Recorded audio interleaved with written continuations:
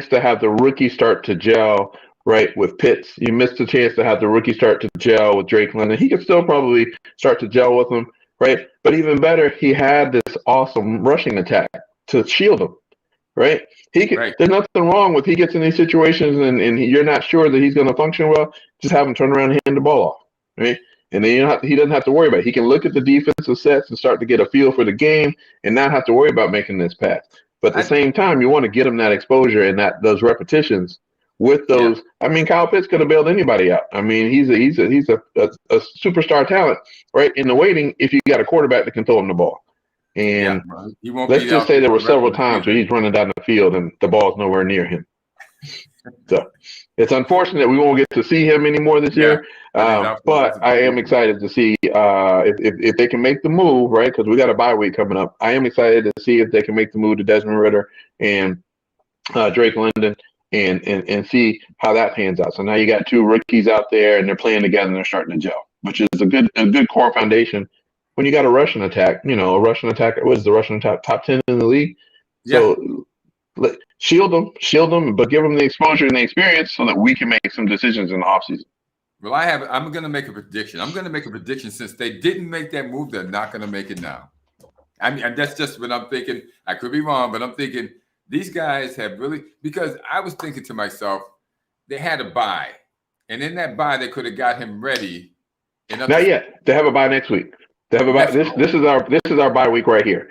So we're recording. This is good.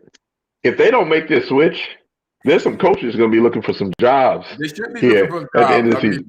If they don't make this switch now, when they have a chance, this kid is pretty good. You see the ceiling with Mariota. Even if you get to the playoffs, you're going out in the first round. Period. Exactly. Nobody expected Michael Vick to go up there right in year one and win. That's right. I'm not so worried about that. What I'm worried about is getting the rookie some experience and knowing what we have. We know what we have already in Mariota, right? We don't know what we have in the rookie, and we are sitting pretty in terms of draft potential and cap space, right? We're sitting pretty there. So why not figure out what you got in this quarterback, or do you need to go and invest in a quarterback either through draft capital, right, or through money and get yourself a quarterback? But don't sit up there and go into the season with an unknown when you could easily figure it out here in the last 4 games. No, I think they're going to do well with the kid. I think the kid's going to get out there and show out. And I think that'll carry over into next year. But if they're going to do it, it's time to get him the reps now. And we'll see whether management, can do this. Because this in-net management all over the place. The Bears, they traded away all the defensive players. So it doesn't matter what Justin Fields does. The other team's going to score. I mean, this in-net management all over the league, you see it happen all the time.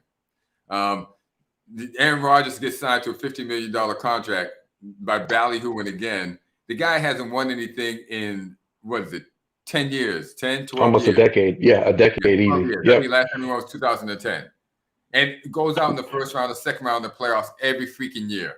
And they so this bad management decisions all over the place. We'll see what Atlanta does. But I can say this.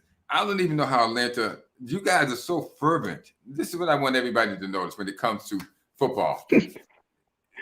Football fans are so fervent that these guys, my Atlanta cousins, when I go down to a family reunion, they are all on me, because of, whatever.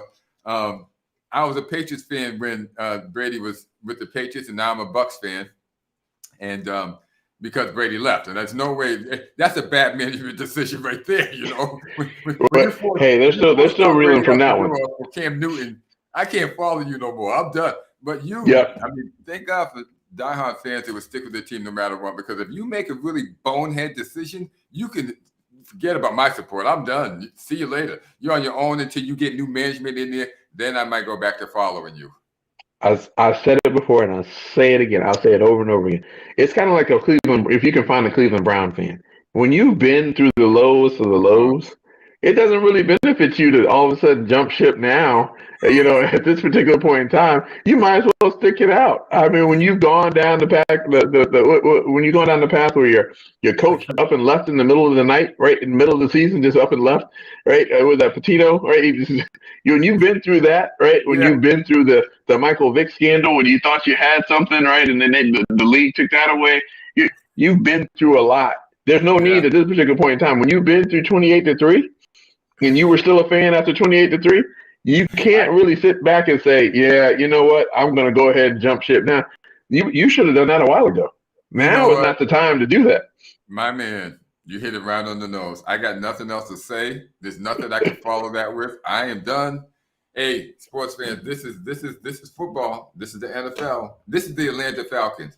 So I hope things go well for them. I thought they would come back the year after, but sometimes things just don't work out and these things happen. So let's see what happens. Hope management makes that decision. And I'd like you to come back on because you speak better than me when it comes to analyzing this. I mean, I'm more sentiment and you're more analytical. So I think I love the passion. Together. Yeah, I love the passion. I will gladly come back on. I love the passion. Hey, and you know what I'm saying?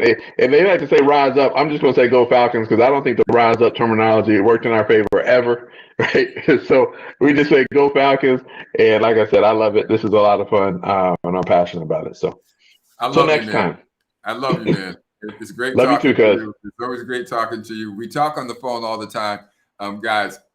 And we talk about, sports and things of that sort. So what you're seeing is a session of what we would talk about if we were on the phone together. So this authenticity. This is authentic. Hey, listen, I'll give you a call tomorrow. We'll talk tomorrow. All right, man. Take care. Love you. Love you. Ciao.